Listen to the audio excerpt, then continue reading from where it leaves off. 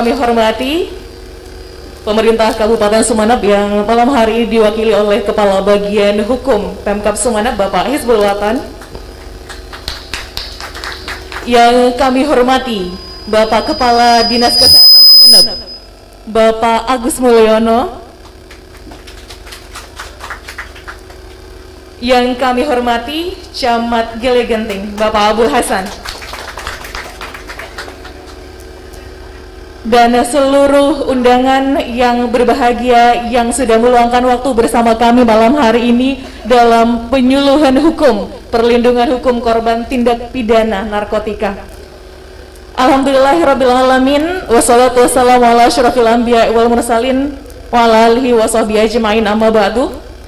Puji syukur kehadirat ilahi Rabbi, malam hari ini kita bisa berkumpul di sini dalam rangka kita akan menimba pengetahuan lebih banyak tentang hukum di bidang narkotika, terutama perlindungan hukum kepada korban. Salawat serta salam semoga tetap tercurah limpahkan keharibaan Nabi besar baginda Muhammad Sallallahu Alaihi Wasallam. Semoga kita senantiasa menjadi umatnya hingga akhir zaman.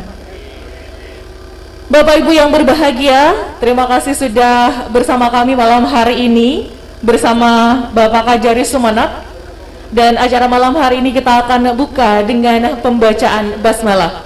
Bismillahirrahmanirrahim. Terima kasih kami haturkan.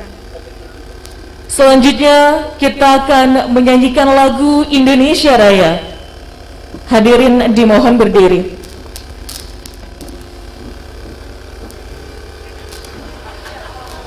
Marilah kita menyanyikan lagu Indonesia Raya setelah aba-aba mulai. Mulai. Indonesia tanah airku, tanah tumpah darahku. Di sanalah aku berdiri, jadi bantu ibuku. Indonesia kebangsaanku, bangsa dan tanah airku. Marilah kita berseru, Indonesia bersatu. Hiduplah tanahku, hiduplah negeriku, bangsaku, rakyatku semuanya. Bangunlah jiwanya, bangunlah badannya untuk Indonesia Raya.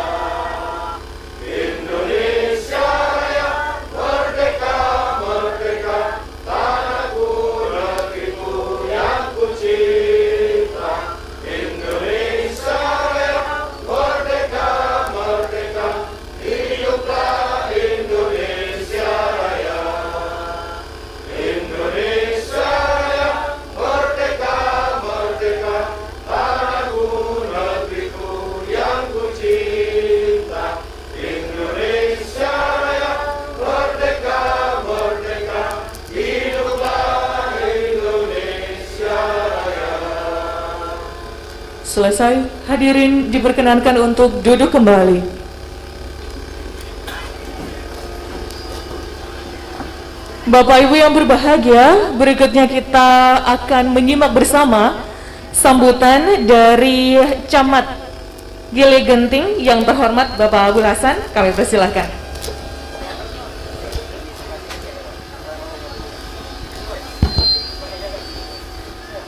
Bismillahirrahmanirrahim. Assalamualaikum warahmatullahi ta'ala wabarakatuh. Alhamdulillahirrahmanirrahim. Wa bihi nasta'in ala umuri dunya waddin. Wassalatu wassalamu ala asyrafil anbiya'i wal mursalin Sayyidina Muhammad wa ala alihi wa sahbihi ajma'in, amma ba'du.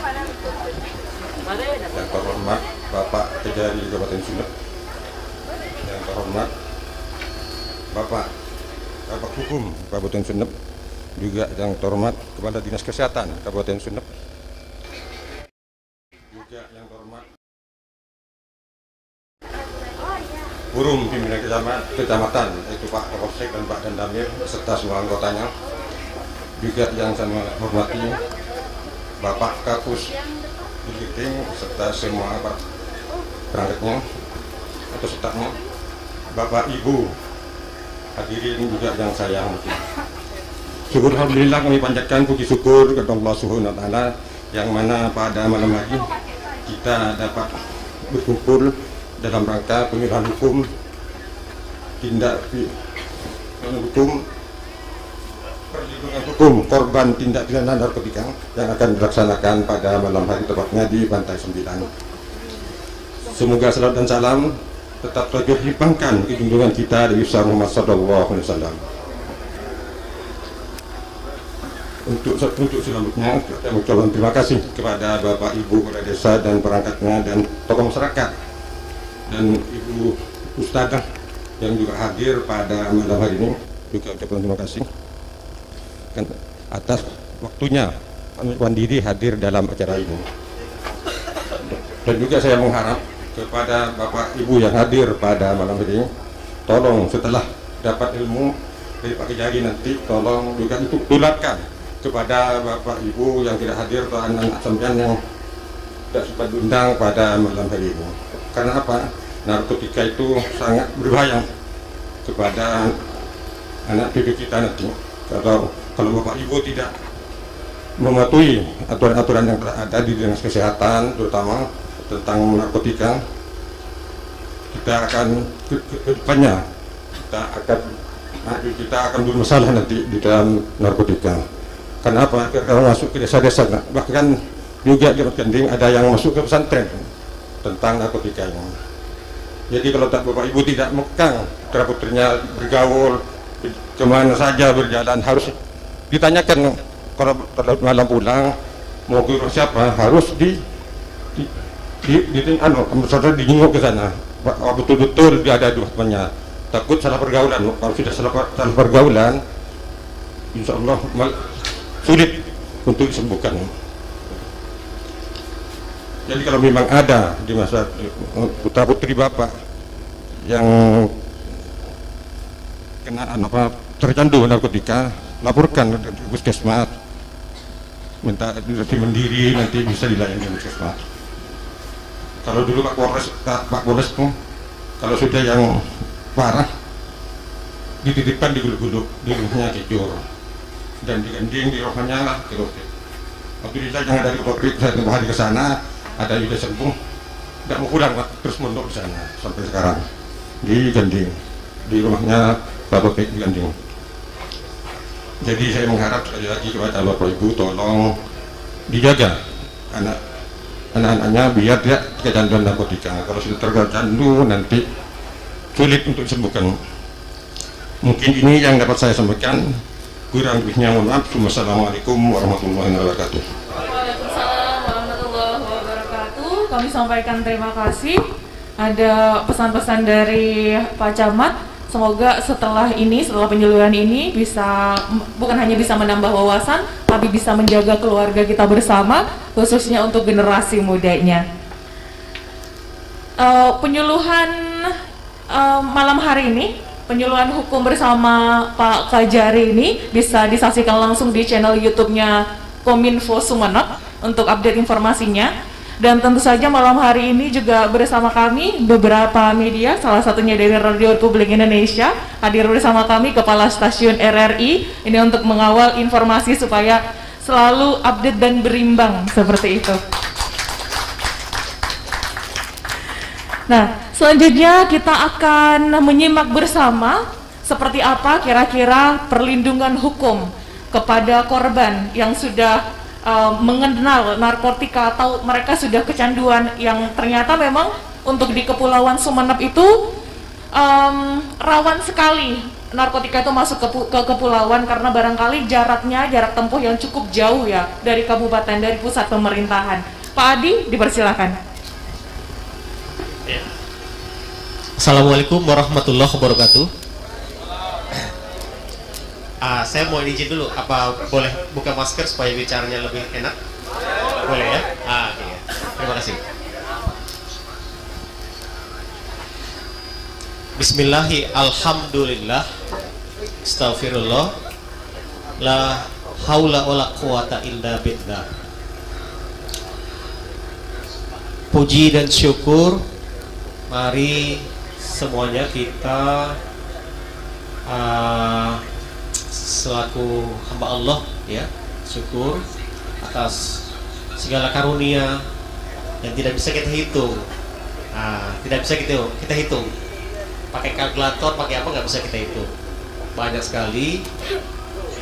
Kita harus bersyukur atas nikmat dan karunia yang diberikan Allah. Selawat teriring salam pada junjungan kita Rasulullah Sallallahu Alaihi Wasallam, suri tauladan kita, sebagai contoh kita. Kalau kita mencontoh Rasul, insya Allah selamat dunia dan akhirat. Saya bukan ustadz nih.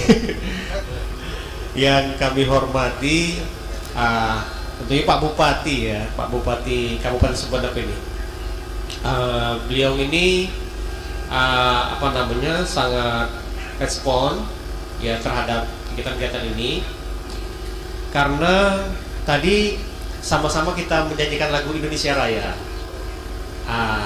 Ada bait bangunlah jiwanya, bangunlah badannya. Jadi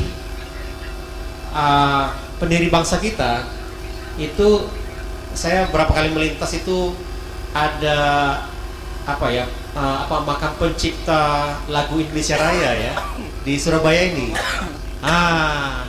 Cuman sayangnya makam itu dekat ini tempat sampah, lokasi apa itu. Jadi berapa kali saya mau melintas itu, mau mampir, karena lagu ini sangat bermakna ya, sangat bermakna buat kita semua. Kenapa harus kita bangun jiwa dan bangun badannya untuk Indonesia Raya? Ya supaya masyarakat ini makmur sejahtera, ya makmur sejahtera. Jadi terima kasih Pak Bupati, Wakil Bupati, seluruh jajaran ya. Di sini wakil oleh Kabak Hukum yang selalu yang mencoba ya untuk mensejahterakan masyarakatnya. Ya, mensejahterakan masyarakat itu bukan hanya bidang ekonomi, tapi termasuk juga bidang hukum. Karena aspek hukum ini terkait di mana saja, ya, di mana saja. Kemudian yang kami hormati juga Pak Kadis Kesehatan, ini penting hadir di sini. Kenapa? Karena pesan ini akan disampaikan kepada ya jajaran kesehatan sampai puskesmas, ada keterkaitan dan ada peran penting dalam penyelamatan korban ini, korban tindak pidana narkotika ini. Kemudian ada Pak Kabagkum, terima kasih Pak atas penyelenggaraan acara ini. Pak Camat, terima kasih juga. Saya 2 kali sudah nih, kali kedua di sama Pak Camat ini. Waktu itu di aulanya Pak Camat, dan itu waktu itu ada kunjungan Forkopimda terkait vaksinasi. Tapi saya tetap minta jadwal ke Pak Bupati supaya bisa memberikan penyuluhan hukum seperti ini. Nanti silakan ya interaktif langsung. Kalaupun misalnya ada yang mau tanya, kita langsung interaktif. Saya biasa jalan-jalan, cuman nih karena sempit, takut saya jalan-jalan nanti masuk ke laut. Jadi saya duduk aja ya. Nanti silakan langsung ada ini. Ada yang mau bertanya, silakan tunjuk tangan, silakan sampaikan pertanyaannya. Jadi tadi lagu Indonesia Raya. Kemudian kita mungkin masih ingat pembukaan Undang-Undang Dasar 1945. Ya, apa bunyinya? Ya, salah satunya cita-cita pendiri bangsa kita ini apa? Mencerdaskan kehidupan bangsa, memajukan kesejahteraan umum. Kemudian, ya, mencerdaskan kehidupan bangsa sudah. Kemudian memajukan kesejahteraan umum. Terus apa lagi? Ya, ya, memelihara perdamaian. Apa lagi? Melindungi segenap bangsa dan tumpah darah. Ini dia tanggung jawab negara itu melindungi kita semua, melindungi saya, Pak Watan, Pak Kadis, Pak Kapolsek, Pak Dan Ramil yang mewakili, Pak Camat, semua masyarakat harus dilindungi. Kewajiban negara melindungi kita semua. Dalam hukum itu kalau ada kewajiban, berarti ada apa? Ada hak, betul. Nah, ini masyarakat genting ini pintar-pintar ini. Ada hak. Hak itu apa artinya? Yang harus didapat. Betul ini. Waduh, biasanya saya bawa buku nih kalau nggak. Aduh. Itu hak itu harus kita peroleh. Ya, apa itu hak itu harus diperoleh. Ini dia. Kaitannya dengan ini, tindak pidana narkotika ini. Saya cerita sedikit ya. Perkara narkotika ini paling banyak. Di sini kebetulan polseknya nggak bisa nyidik lagi, Pak ya. Perkara narkotika ini perkara paling banyak di Indonesia, dimanapun, di Sumeneb. Tadi saya dapat informasi dari Pak Kades yang dulu ya, bahwasannya untuk pulau ini insya Allah aman. Wah, itu harus kita jaga dari itu, aman dari narkotika itu. Wah, saya senang, alhamdulillah. Kita kasih tepuk tangan dulu nih buat masyarakat sini. Ini Bapak dan Ibu harus kita jaga. Termasuk di pantai-pantai ini. Pantai-pantai ini bersih, nyaman, ada masjid. Saya tadi maghrib, isya sholat di situ. Bersih nih. Saya pernah ke Pattaya. Pattaya itu di Thailand. Thailand.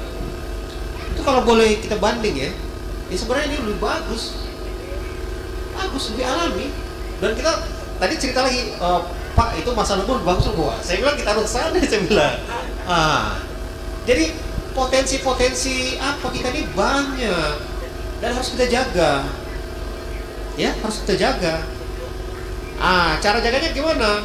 Ya misalnya gini, kita misalnya ada kuah, ada ini. Kalau misalnya ada lebih, itu jangan tinggal, bawa aja. Sampah di mana itu disediakan tempat-tempat sampah saya lihat tuh. Jadi jangan di sembarang buang-buang itu plastik gitu.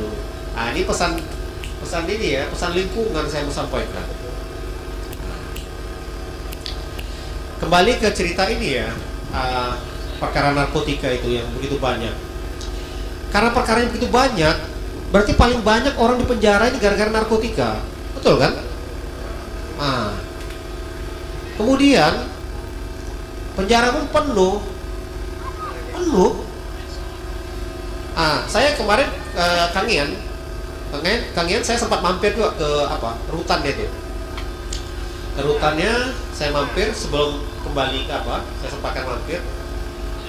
Saya tanya, ini yang menghuni di sini masyarakat dari mana? Pokoknya masyarakat Kangian itu. Memang lembaga pemasyarakatan itu ketika misalnya ya alamat terpidana itu misalnya di Kangian itu ya kan sidangkan di Sumeneb ya. Ketika sudah inkrah itu biasa dipindahkan ke ini. Untuk apa? Akhirnya kan itu apa? Dipindahkan ke misalnya ke Kangian itu. Ya sebagian narapidana itu. Ada yang mahasiswa ini? Atau masyarakat? Tadi ibu ini cepat dijawabnya. Kenapa harus dipindahkan ke sana? Ya, supaya keluarganya mudah ketika ini menjenguk itu. Jadi hukum itu kan adil dia. Jadi untuk masyarakat misalnya yang di Kangian itu sudah diputus, sudah dipidana, kalau misalnya alamat domisili sana tuh bisa dipindah ke rutan sana. Jadi ketika keluarga mau menjenguk tuh bisa ya, mudah. Ini di mana-mana kecuali Kangian. Kalau Kangian itu saya tanya berapa jumlah ininya? Jumlah penghuni narapidananya. Bapak tahu nggak berapa jumlahnya di sana? Tahu? Banyak atau sedikit? Kalau banyak berapa banyak? Iya, lebih dari satu banyak. Wah ini betul ya.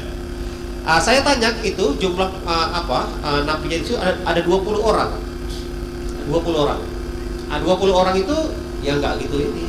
Masih bisa itu lah. Masih lapang lah gitu ya. Tapi kalau di Sumeneb itu sudah ini. Ya coba lah kita misalnya satu sel itu berapa orang itu. Wah, kasihan kita. Overload. Kalau istilahnya ya kalau overcrowding ya, semakin lama semakin penuh itu. Ini problem inilah oleh penegak hukum ini kita mau jawab. Termasuk di acara ini, ya, termasuk di acara ini. Bagaimana caranya? Gini ya, dalam undang-undang narkotika itu ada 3 kategori dia. Ada pelanggar ya, apa namanya? Ya, pelaku tidak pidana. Ada pelaku tidak pidana, ada pecandu, ada juga korban. Saya mau cerita, korban ini siapa? Korban. Pernah enggak kalau korban itu harus dilindungi atau enggak? Dilindungi. Ini kenapa kita harus lindungi? Yaitu warga kita, anak bangsa kita ini. Macam mana cara melindunginya? Ini saya mau ceritakan. Jadi begini, kadang-kadang orang itu sudah pernah pakai, itu kadang-kadang ini dia, ya apa ya? Kalau istilah orang Medan itu dituba gitu, dikasih, jebak, bisa juga, dijebak, bisa juga kadang-kadang dipaksa. Sama teman-teman gitu kan, kamu nyobalah, kalau nggak nyoba kamu nggak keren katanya. Ada itu. Ada juga yang karena ditipu dia, coba aja lah, isap lah katanya, nggak ini, ditipu kan kita nggak tahu ya, apalagi orang yang lugu-lugu tuh, nggak tahu. Terus dia apa lagi misalnya kan, ada juga yang diancam, ada, kalau yang yang mungkin mafia atau apa kan, ya dia untuk melebarkan jaringan-jaringan itu. Jadi orang dia tebar itu, dia suruh pakai dulu, gratis. Itu canduan lah. Orang-orang seperti inilah yang masuk kategori korban itu. Kita tidak tahu apakah mungkin ada anak kita, saudara kita, atau keluarga kita, atau tetangga kita. Inilah yang mau saya sampaikan. Kalau ada yang seperti begini, ini ada Pak Kadinkes ini. Nanti Pak Kadinkes ini udah perintahkan sama kapus-kapusnya itu semua untuk menerima laporan. Jadi gini, kalau melapor itu tidak dihukum, tidak ditangkap dia. Ini, jadi kenapa banyak ditangkap nggak pernah melapor itu.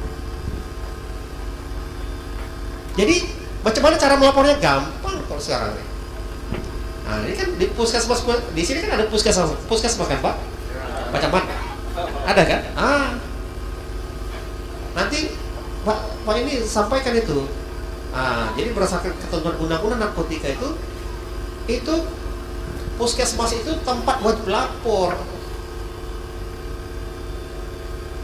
Ya bagaimana makin kok sulit-sulit, lapor aja gitu, siapa namanya Pak? Laporan ini teruskan aja ke BNN. Ya, laporan itu diteruskan aja ke BNN. Sekarang ini untuk melapor gampang juga. Sekarang pemerintah Sumeneb itu sudah buat call center apa gitu. 112. Itu bisa juga. Cuma begini, orang-orang yang kita juga harus lindungi ya, korban-korbannya harus kita lindungi juga. Kenapa? Ya kerahasiaannya itu juga. Makanya pernah satu media saya marahi ketika kita menyidik perkara tindak pidana korupsi yang melibatkan salah satu teller bank plat merah. Ini ada juga RRI ini. Kenapa dia saya sebutkan bank plat merah? Karena dia korban. Jadi ada namanya oknum ya, ada oknum di bank plat merah tersebut menyalahgunakan kewenangannya dia. Jadi dana nasabah itu diambilnya, kemudian ada dana nasabah itu distorkan ke dia, nggak dimasukkan apanya. Terus ya BRI harus ganti tuh. BRI itu kan jadi korban. Jadi ada media yang menyebutkan, termasuk ini RRI pernah kan, Mereka bertanya kenapa garis polisi? Oh, itu mereka korban mas, saya bilang. Jadi korban itu harus dilindungi. Termasuk ini korban-korban tidak pidana narkotika ini. Jadi kita harus lindungi termasuk kerahasiaannya. Jadi jangan pula nanti ada kepala puskesmas tunjuk ini daftarnya, oh nggak boleh. Jadi dirahasiakan. Dan ketika misalnya itu sudah dilaporkan, itu tidak boleh tangkap itu. Ya, ini nggak boleh tangkap. Itu yang mau kita ajak. Saya bicara di masjid, ya, di sekolah, di kampus, soal ini karena memang ini sudah sangat mengkhawatirkan sekali Pak. Jadi kenapa kita malam-malam ini pun mau kumpul di sini? Ini kan disiarkan live supaya banyak yang ini, banyak yang bisa menyaksikan kegiatan ini. Seandainya saja di Indonesia mungkin ya kita undang-undang ini sudah tahun 2009 ya. Tapi ini sekarang tambah banyak ini. Jadi kita harus hentikan ini. Macam mana ya? Salah satunya seperti inilah. Jadi saya mau ajak di sini warga masyarakat, ya, warga masyarakat kita tetangga atau apa, jangan malu-malu. Kita di sini ada puskesmas itu tempat melapor. Nanti mohon berkenan ini Pak Kadin Kesehatan ini supaya disampaikan. Saya tadi bilang gini, kalau boleh juga misalnya gini, supaya kita kasih oleh-oleh sama Pak Bupati nih. Misalnya hari ini siapa yang bisa melapor tuh? Melapor tuh, wah, misalnya ada 2 orang, 3 orang tuh bagus sekali. Saya nanti langsung telepon itu kepala BNN, supaya segera dilakukan proses ini, assessment itu artinya ditakar itu seberapa parah itu dia kecanduan itu. Nanti hasil assessmentnya itu akan ditentukan. Kalau misalnya nggak gitu parah, ya mungkin dia di apa saja, rehab di apa saja, atau mungkin di rumah saja. Tapi kalau misalnya ada yang ini udah kecanduan itu parah sekali, parah sekali, banyak. Dan ketika orang kecanduan ini, dia cenderung untuk melakukan tindak pidana lain. Ya, kadang-kadang orang tuanya di ini, orang diancam, macam-macam. Banyak sekali dampak dari rentetan tindak pidana narkotika ini. Jadi untuk yang korban-korban inilah, mungkin ada saudara kita, ada tetangga kita, ya mungkin Pak Dan Ramil saya sampaikan juga, ini Pak ini juga bisa sampaikan. Karena kita lebih baik ini pencegahan Pak. Kalau penindakan ini kita proses pidana itu ya penyidik polisi buat berkas, antar berkas tuh biaya itu. Kita sidangkan tuh biaya. Kita pidanakan ke masuk di rutan itu biaya, pemerintah bayar itu. Coba kita ini kan kita gantian ya biaya-biaya itu ya seperti ini kita sampaikan penjara-penjara ke masyarakat ini. Untuk apa? Untuk obat itu. Yang perlu ditindak itu bandar-bandar itu. Itu. Makanya saling jaga ini bagus ini. Kali saya dapat informasi dari ini aman Pak. Alhamdulillah, dan itu harus kita pertahankan Pak. Pertahankan. Bapak-bapak, ada yang mau bertanya? Silakan. Kalau memang ini, bagaimana mekanisme atau apa? Silakan, itu ada yang bertanya. Oke, silakan berdiri. Kasih mic-nya. Namanya siapa? Kasih mic-nya. Kalau ada mic. Ke depan aja. Ke depan ya, oke. Iya. Ayo berdiri. Monggo Dek, silakan Dek. Iya, silakan. Di sini aja dong. Ya, karena tempatnya kalau di tempat biasanya kan buat saya jalan-jalan ini. Iya, oke. Monggo Dek. Kita kasih aplaus dulu buat adik ini ya. Bismillahirrahmanirrahim. Assalamualaikum warahmatullahi wabarakatuh. Waalaikumsalam warahmatullahi wabarakatuh. Perkenalkan, nama saya Sri dari delegasi lembaga MI Miftahul Ulum Anyar Gili Genting. Mau bertanya Pak, kan tadi katanya pecandu itu kan korban ya, dan wajib dilaporkan agar dapat perlindungan. Tapi Pak, di sini di masyarakat kebanyakan kalau ada yang orang-orang yang seperti itu, misalnya pecandu narkoba itu dikucilkan Pak. Maksudnya tidak dibantu dalam memecahkan agar mereka terlepas dari kecanduan narkoba itu sendiri. Dan juga katanya pengedar narkoba itu juga korban dalam sudut pandangan yang berbeda. Tapi Pak, kalau misalnya nanti salah satu dari masyarakat ada yang melaporkan antara keduanya itu, bisa saja kita yang melaporkan itu bisa dibenci keluarganya, atau pasti ada hal-hal di pandangannya yang negatif. Nah, itu bagaimana ya Pak caranya agar persepsi yang seperti itu lepas dari pemikiran orang-orang yang ada di sekitar orang-orang yang harusnya dilindungi dalam ketika menjadi kecanduan narkoba atau pengedar narkoba itu sendiri. Itu saja Pak. Terima kasih. Terima kasih ya. Bagus pertanyaan nih, kasih hapus lagi ini. Jadi begini ya, terima kasih ya Dek ya. Kita ya sama seperti kemarin itu waktu ada COVID ini kan orang takut sekali. Jadi ya orang sudah sakit apa dikucilkan apa, aduh itu perasaan itu gimana itu. Nah, tapi sebagian orang itu saya lihat itu misalnya ada orang sakit apa, bantu dibawakan makanan, dibawakan apa kebutuhannya. Sama seperti ini korban apa namanya ya, kita sama-sama coba ya, kita bisa bayangkan lah misalnya gini, seandainya diri kita itu apa ya mengalami hal seperti itu, dikucilkan, enggak enak. Nah, bagaimana cara ininya ya, kita mulai dari diri kita sendiri. Hal-hal yang apa ya yang tidak baik itu, kalau misalnya begini ya, ada orang kecanduan narkotika kemudian coba direhab, itu jangan diapakan ya. Begini, siapa sih yang apa ya, kalau manusia ini yang mungkin tidak pernah salah atau tidak salah, coba siapa? Nggak ada. Kita semua kan manusia yang ya doif, ya lemah, pasti ada salah. Apalagi setan selalu mengganggu kita. Nah, kan memang gitu. Beda Adam sama setan kan sama-sama mereka itu kan dari surga itu diusir, ya kan? Tapi apa bedanya? Adam tobat, setan enggak. Itu yang beda. Coba kita termasuk ini misalnya kan, dan keluarga yang apa? Itulah coba ya. Kan tadi saya bilang sama staff saya kan, kita makmurkan masjid dulu kan. Karena saya lihat waktu asar itu kosong. Maghrib ada tadi Maghrib tadi lumayan. Maghrib tadi ada 2 saf. Isya tadi tinggal 1 saf. Maju dia, ada kemajuan. Insya Allah besok subuh saya situ lagi tuh.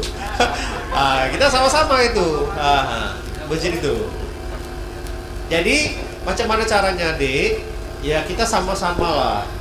Ya ketika misalnya ada orang dapat musibah, kita harus beri empati, bukan benci, apalagi menjauh.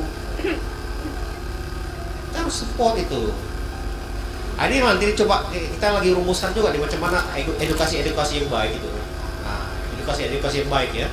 Karena memang gini, kita ini nggak bisa merubah sesuatu hal yang apa tuh dengan apa ya, dengan waktu semalam enggak. Tapi ya butuh proses-proses yang ini, yang panjang yang ini. Ya. Ya. Jadi intinya dari diri kita sendiri dulu Dek. Coba hal-hal yang begitu jangan istilah dikucilkan, dibantu. Terus bagaimana cara ininya? Ya ini adalah tanggung jawab pemerintah. Ya, tanggung jawab pemerintah. Tadi misalnya begini ya, dia susah orang transport nggak ada, fasilitasi. Jemput, diantar. Pemerintah banyak mobilnya kok. Kapal bisa ini banyak. Pemerintah bisa support, dan saya pernah lakukan itu ketika salah satu staf saya itu rupanya kedapatan dia ini setelah dites urin. Jadi saya sebelum saya tugas di sini di Indralaya, itu salah satu staf saya itu setelah dites urin itu kedapatan positif itu. Saya tanya, kamu mau saya obati deh? Awalnya diam itu saya nggak tahu kenapa. Rupanya dia takut dipecat. Takut dipecat. Tapi saya nggak pecat dia. Kenapa? Saya mau perbaiki itu. Jadi waktu itu yang menggantikan itu abangnya, jadi dia tidak dipecat. Jadi kita begitulah ketika kita mau mendidik itu, jangan pakai ini tangan besi. Rasul itu kan dia udah dilempar, dia apa kan tetap senyum. Ketika dia sakit didatangi gitu. Jadi kita jangan membenci orang yang tidak suka sama kita, tapi mungkin ya orang itu mungkin belum dapat hidayah. Oke. Pertanyaan yang lain barangkali. Nah, monggo silakan deh.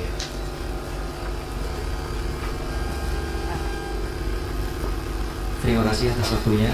Assalamualaikum warahmatullahi wabarakatuh. Waalaikumsalam warahmatullahi wabarakatuh. Perkenalkan, nama saya Ahmad Triyanto Abdullah. Kebetulan saya sebagai penanggung jawab program promosi kesehatan di Puskesmas Keliling. Begini Bapak, ini yang real terjadi ya Pak di sini. Selama saya di lapangan, untuk penyalahgunaan narkotika ini kan banyak macamnya, termasuk pada di zaman saat sekarang ini adalah penyalahgunaan obat seperti komik gitu Bapak. Nah ini real ada, saya punya foto-fotonya. Di pelabuhan ada, setiap kali kalau saya pagi nyebrang mau berangkat ke kantor itu ada berserakan banyak komik beserta bungkusnya. Dan terus ketika saya berjalan juga mungkin dari Posyandu dan sebagainya, di wilayah-wilayah pesisir itu kadang ada Pak. Nah ini mumpung kebetulan hadir semua dan menjadi perhatian kita semua Pak, untuk mencegah terjadinya hal-hal yang tidak diinginkan. Apa Pak kira-kira upaya konkret yang bisa kita laksanakan bersama, mumpung di sini dari semua perwakilan desa ada gitu Pak, untuk meningkatkan derajat kesehatan masyarakat seperti itu Pak. Terima kasih Pak. Wassalamualaikum warahmatullahi wabarakatuh. Waalaikumsalam warahmatullahi wabarakatuh. Caranya bagaimana ya? Saya tadi cerita sama ini Pak Kadinkes. Dulu itu Tremensa, pernah dengar Tremensa, obat flu? Tremensa itu saya dulu kalau flu udah berat sekali itu, hidup saya sudah meleleh gitu kan, flu berat sekali, itu saya minum Tremensa. Beberapa waktu lalu, waktu saya sudah tugas di sini, saya flu udah berat sekali. Jadi kalau misalnya nggak berat sekali, saya nggak mau minum obat. Biasa minum teh tapi minum air putih banyak. Tapi waktu itu nggak ini. Jadi saya carilah Tremensa, nggak ketemu. Terus saya telepon ini. Tadi saya cerita sama Pak ini, salah satu namanya, dia bekerja di dinas kesehatan juga. Dia punya apotik di depan apotik saya lupa. Saya langsung telepon. Saya sampaikan, selamat malam, mohon maaf Ibu, saya Adityo, saya bilang Kajari Sumenep, saya kebetulan flu berat, saya bilang, cuma saya butuh obat ini, obat Tremensa. Sekiranya ada di Ibu, saya tolonglah, saya bilang kan. Terus dia sampaikan begini, Pak, harus ada resep dokter dulu. Rupanya Tremensa ini dia mengandung itu, ada narkotikanya. Kita nggak tahu. Terus seperti yang sampaikan tadi, sekarang banyak sekali nih. Gimana caranya? Sekarang harus diperketat itu apotik-apotik. Ya obat-obat penjual-penjual itu nggak boleh jual bebas obat-obat gitu. Itu gimana nanti mungkin coba kita ini kan tata ulang lagi, atau kita ini kan, atau mungkin sekali-sekali mungkin kita sosialisasi. Jadi ada obat-obat yang sekarang ini deh, itu yang sebenarnya itu ada narkotikanya. Jadi kalau kita beli obat yang ada narkotikanya itu nggak boleh kalau nggak ada resep dokter. Dokter pun harus berikan resep itu yang memang ya dosisnya itu ini. Jadi cara pencegahannya pada Ya itu toko-toko obat itu dia kalau misalnya apa ketat dia, nggak boleh misalnya orang kalau misalnya beli itu kalau nggak ada resep nggak boleh. Ya saya sendiri, saya bilang kajari semua nggak dikasih. Itu bagus, sampai ini bagus ini apa apoteknya saya bilang. Jadi harus begitu. Ini kan dinas kesehatan kan ada kan. Nanti bagaimana tuh sosialisasi sama ini yang jual-jual apa namanya itu apotik, ya toko-toko obat apa tuh yang apa kan banyak juga dijual-jual apa kan ya toko-toko obat itu yang kalau misalnya apa kan dia ada batasan-batas tuh obat-obat yang mengandung narkotika itu mereka nggak boleh jual. Makanya sekarang itu saya lihat remensa itu susah didapat karena itu ada narkotikanya.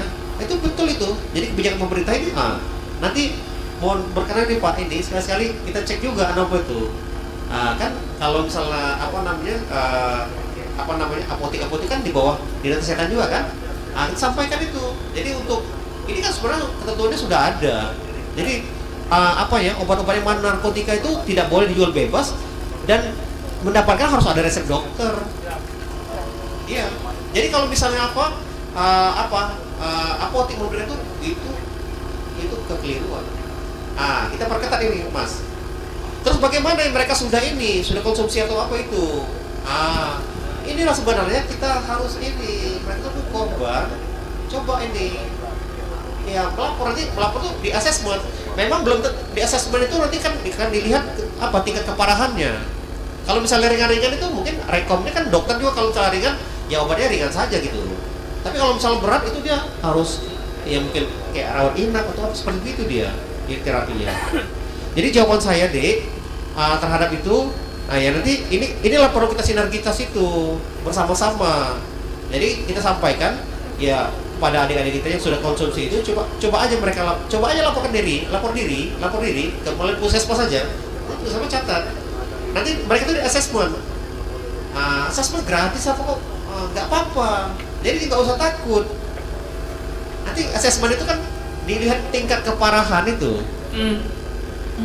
Ya itu tadi jawaban saya. Ya, tapi kadang-kala bukan takut sama asesmennya, tapi stigma yang terjadi di masyarakat seperti katanya Mbak Sri tadi itu. Semoga aja yang udah dapat informasi bisa diketuk tularkan kepada yang lain, baik yang bergerak di bidang kesehatan maupun yang lebih tahu lah dari masyarakat sekitar. Ya, kita ke pertanyaan berikutnya. Barangkali ada permasalahan-permasalahan yang perlu dijawab, Masnya silakan. Monggo, silakan. Ini kayaknya dari Jepang nih. Baju. Silakan. Assalamualaikum warahmatullahi wabarakatuh. Waalaikumsalam warahmatullahi wabarakatuh. Nama saya Octavian Rohi Kumoro. Saya mau bertanya ini apa Pak? Apakah kalau minuman keras itu bisa menimbulkan pengguna narkoba gitu kan? Ya, apakah benar atau tidak? Apakah minuman keras itu ada Maksudnya kan biasanya anak-anak muda kalau menggunakan narkoba itu kan biasanya ada minuman kerasnya. Apakah itu termasuk, maksudnya setelah minuman keras apakah memicu menggunakan narkoba? Jika ya, kenapa masih ada minuman keras yang masih legal gitu Pak, masih resmi gitu? Ya.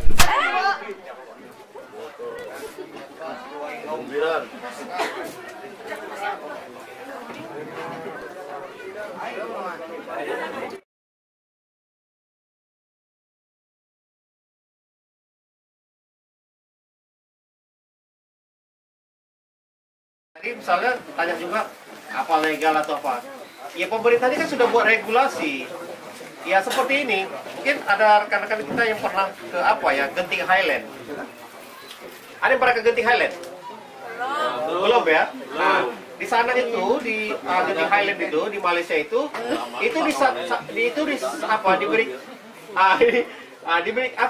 diberikan satu lokasi itu yang di situ orang ya silakan ya bermaksiat. Maksudnya bermaksiat itu berjudi.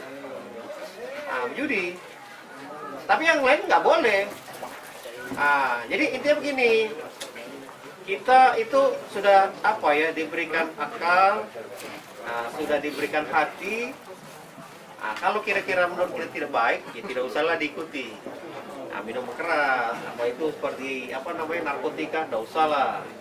Karena suatu saat itu kan merusak kita sendiri, keluarga kita.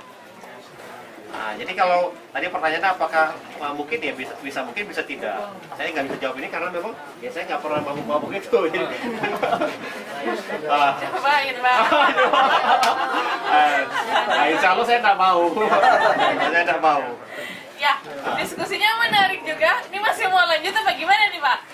Silakan, nggak apa-apa.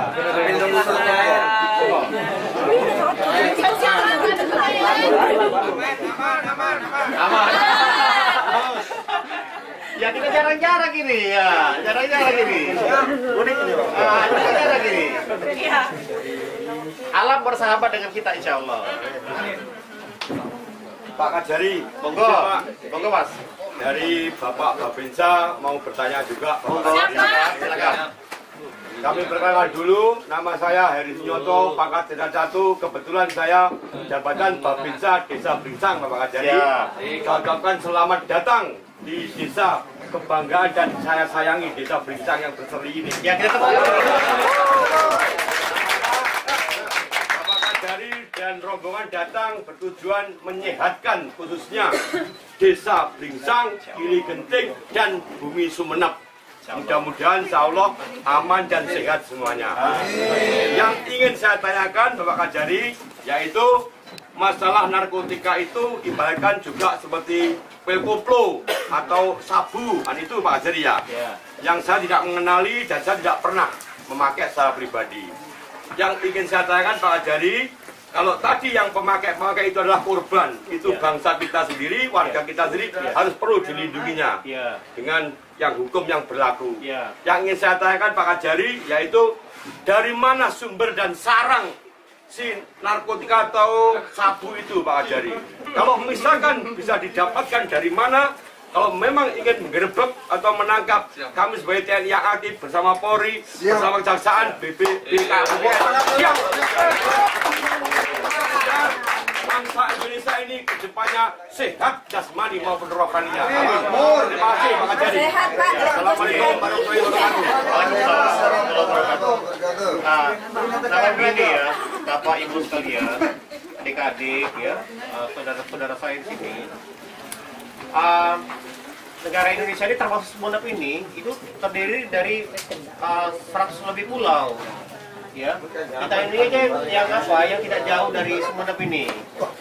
Coba kita bayangkan tuh bagaimana bisa kita mengawasi ini begitu luasnya ini pulau-pulau ini. Ini narkotika ini sudah jaringan internasional. Jadi kejahatan sudah transnasional. Jadi dari mana? Ini banyak ya. Ya dari negara-negara lain juga banyak. Dari tempat-tempat kita ini banyak juga diproduksi. Di mana tempatnya? Ya saya sendiri nggak tahu. Kalau kita tahu, kita bilang dari sana Pak, tangkap itu. Perlu juga diketahui. Inilah maksudnya kita ini harus bersatu. Ya bersatu, ya melawan kejahatan itu. Mereka tuh penjahat-penjahat tuh bersatu. Kenapa kita ini selalu ini? Misalnya ada korban tuh kita tolong. Jadi kalau ditanya tuh di mana keberadaan itu memang tidak mudah. Ya tidak mudah Pak. Tidak mudah. Kalau misalnya ada informasi atau apa itu mereka tuh lebih pintar daripada ini. Itu makanya jaringan-jaringan itu. Makanya itu ya kita juga harus bentuk ini jaringan-jaringan seperti ini, jaringan-jaringan kebaikan ini. Yang paling penting bagaimana? Ya diri kita, keluarga kita, tetangga kita sampaikan itu narkotika itu berbahaya. Ya kalaupun misalnya sudah ada yang pernah kecanduan korban tadi itu lapor saja ini ke puskesmas. Nanti puskesmas teruskan ke BNN. Supaya apa? Supaya mereka di-asesmen dan yang pasti itu mereka nggak ditangkap dan diobati, dilindungi oleh negara. Jadi tadi pertanyaannya kalau misalnya tanya di mana keberadaannya kan, ya sampai sekarang tuh penyidik-penyidik pun repot juga tuh, repot untuk mengetahui di mana ini. Kalau pasti berantas itu. Itu ya. Terima kasih Pak Babinsa. Saya dulu pernah masuk tentara juga, cuman nggak lulus. Terima kasih. Mohon maaf ya Pak Kajari. Monggo. biar imbang ini Pak Kejari. Silakan. Kalau tadi dari anggota Babinsa, saya dari staf Kecamatan Gili Genting Pak. Monggo. Begini Pak Kejari. Persoalan perlindungan hukum dalam korban tindak pidana narkotika Pak. Ya. Seperti yang dijelaskan Pak Kejari tadi, setiap orang yang terkena istilahnya terlibat dalam persoalan narkotika ini perlu dibantu Pak Kejari. Iya. Saya mohon maaf karena setiap daerah termasuk apalagi di daerah kami di kepulauan, SDM dan karakter daripada masyarakatnya itu sangat jauh berbeda Pak. Bentuk yang dimaksud bantuan sangat bertolak belakang dengan pemikiran saya ini, mohon maaf. Karena asumsi pada setiap manusia punya karakter dan punya SDM tertentu Pak. Kalau persoalan tentang yang melakukan tindak pidana narkotika terus kita lindungi, pada akhirnya sampai kapan kita bisa memberhentikan tindak pidana tersebut Pak? Karena pada setiap memasuki SDM manusia setelah mereka dimanjakan terlibat dalam narkotika ini, yang jelas ada dalam perasaannya enak kita pakai narkotika, karena walaupun kita pakai narkotika tidak apa-apa, malah dibantu. Ini persoalannya Pak Kejari. Apakah ini juga tidak menyimpang daripada aturan niat kita untuk memberhentikan, memberantas dari persoalan narkotika tersebut? Mohon maaf, mohon dijelaskan. Pak, mohon maaf, namanya siapa Pak? Pak Asmar saya Bu. Pak Asmar, nah, biar lebih dekat. Kasih tepuk tangan dulu sama Pak. Jadi begini ya, kalau namanya korban itu kita harus dilindungi. Kalau seperti tadi, misalnya dia tidak termasuk sebagai korban, tangkap saja. Tangkap saja, prosesnya pidana. Oh, tetap ke sana ya Pak Kejari? Ya kalau misalnya orang tidak mau melapor, iya, itu kan berarti kan pelaku.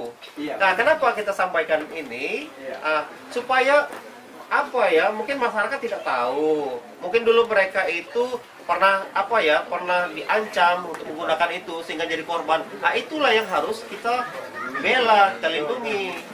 Tapi kalau misalnya pengedar apa, tangkap saja. Jadi bukan untuk korbannya tapi pengedarnya Pak Kejari? Tangkap, iya. Jelas sudah ya Pak? Ya jelas Bu.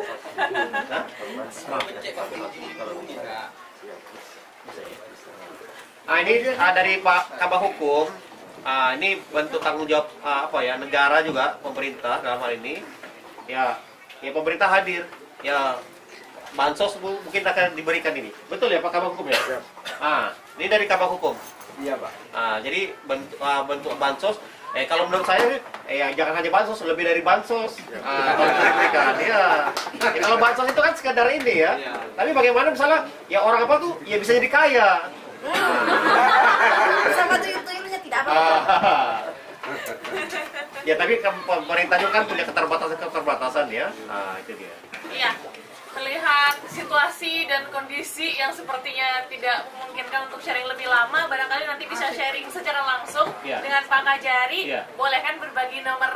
Boleh. Ya. Jadi gini Bapak Ibu, saya di mana-mana tuh sering waktunya nggak cukup ya untuk sharing seperti begini. Saya terbuka, saya punya nomor kontak, nanti silakan komunikasi. Nomor HP saya kalau memang boleh WA boleh ini. 0811 silakan ya. Ulangi Pak Kajari pelan-pelan. 0811 675 700. Ya, saya ulangi ya. 0811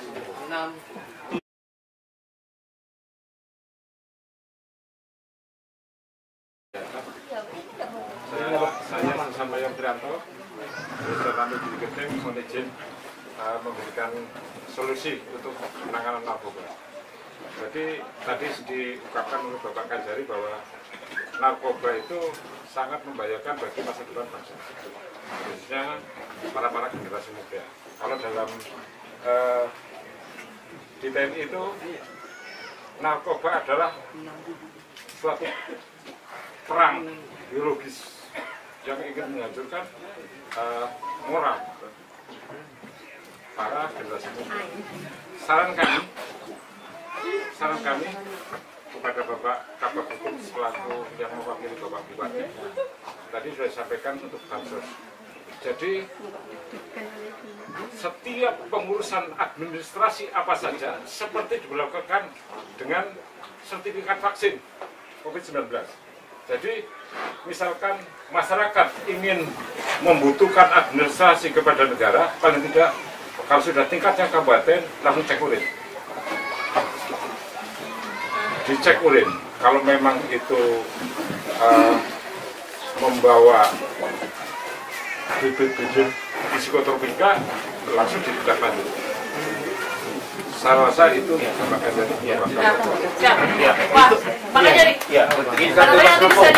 dari sertifikat vaksin dan menunjukkan bebas narkobanya. Ya, terima kasih Pak dan Ramil. Jadi begini ya, kalau orang positif atau negatif itu memang dia harus dites dulu. Jadi kalau misalnya hari ini negatif, ya besok dia konsumsi, ya bisa jadi positif. Jadi memang itu hal yang baik sekali ya, kalau memang itu bisa dilakukan. Cuma memang secara teknis ini itu perlu didiskusikan juga dengan karena memang kadang-kadang hal baik, tetapi teknis di lapangan itu bagaimana kita bisa laksanakan itu. Jadi saran ini ketampung ya Pak ini. Mohon izin Bapak. Bisa ditambahkan oleh Pak Bapak. Terima kasih Bapak.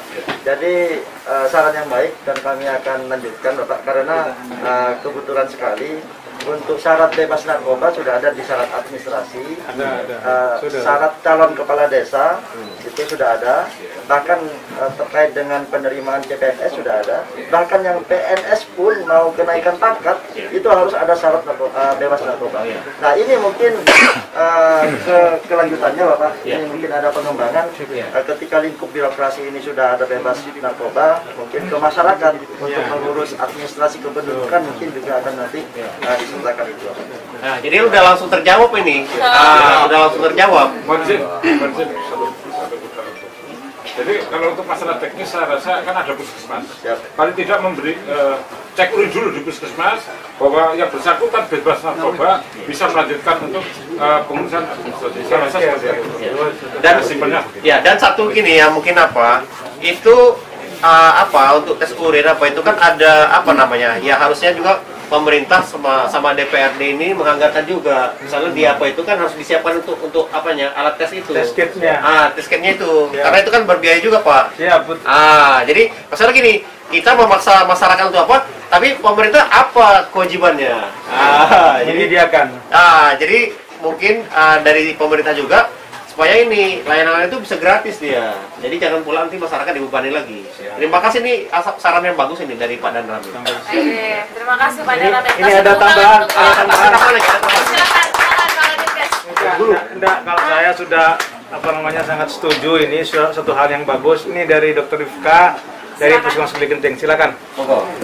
Kenalan, saya Dr. Rifka dari Puskesmas Gili Genting. Silakan. Jadi mau menambahkan, mau melanjutkan yang tadi yang masalah tes urin itu Bapak. Kalau misalnya tes urin kan memang selama ini masih belum disediakan ya Pak. Jadi nanti disediakan di BNN. Nanti di puskesmas mungkin selanjutnya ada nanti. Nah, masyarakat mungkin yang selanjutnya mungkin harus mengenali dulu aja tanda-tandanya dari misalnya orang yang pemakai ya.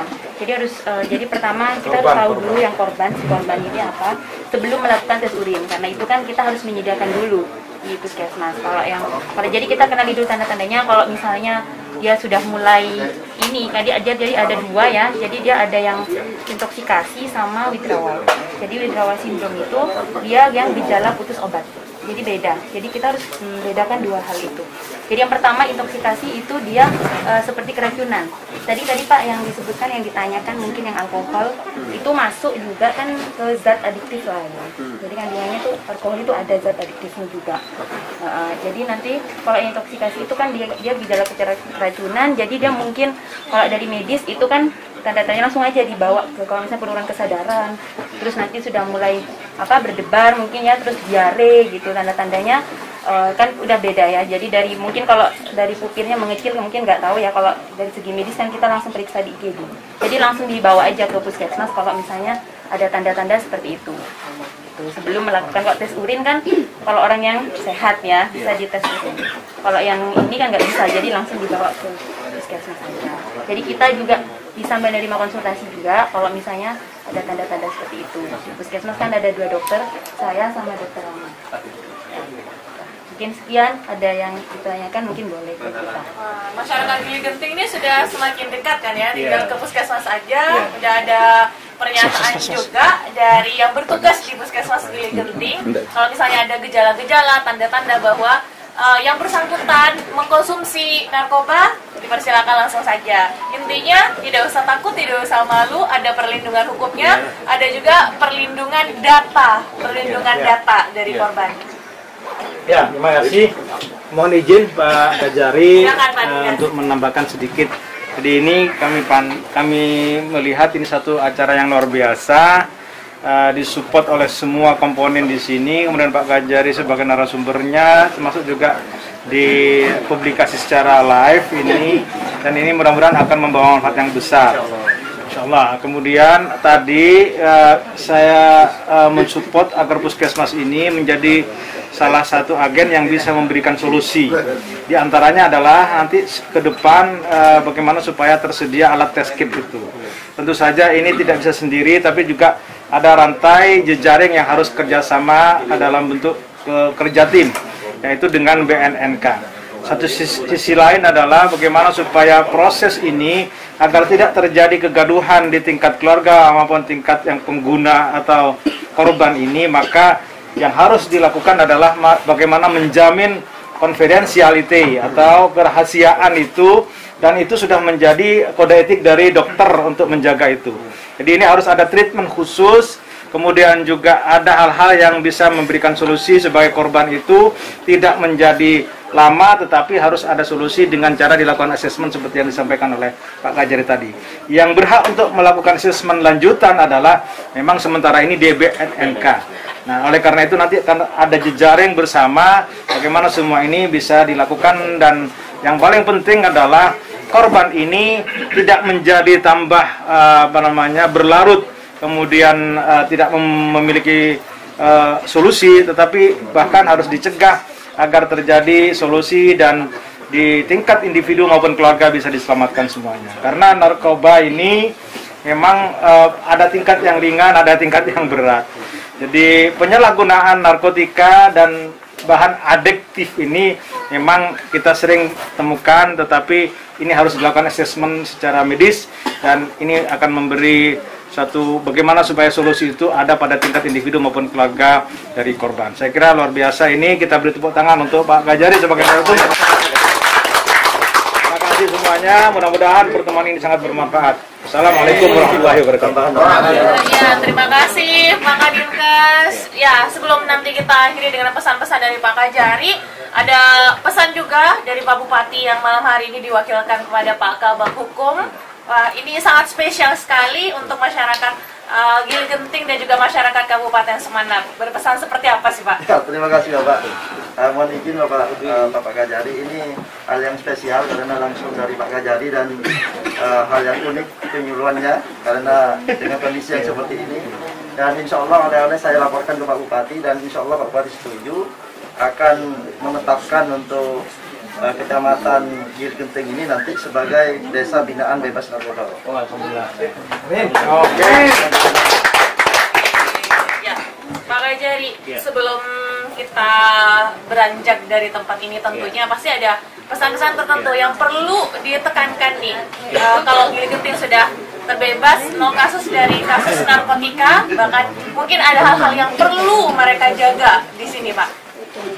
Tadi saya sudah pesankan ya. Kita ya jaga alam. Kalau kita jaga alam, alam jaga.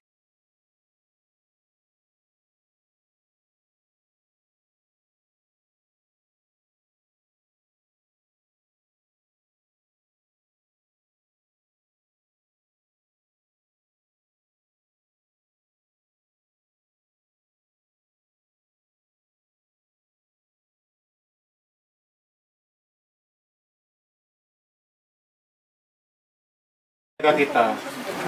Nah, itu jadi kami jaksa ini samping memberikan apa ya penyuluh hukum, tapi kita concern juga dengan lingkungan kita ini. Jadi mari sama-sama kita jaga lingkungan ini, kebersihan itu mungkin budaya-budaya kita ini kan budaya misalnya seperti ini kan, ada diberikan apa itu jangan ditinggal, dibawa saja. Bawa saya kalau misalnya ada sisa tuh kita punya tempat sampah.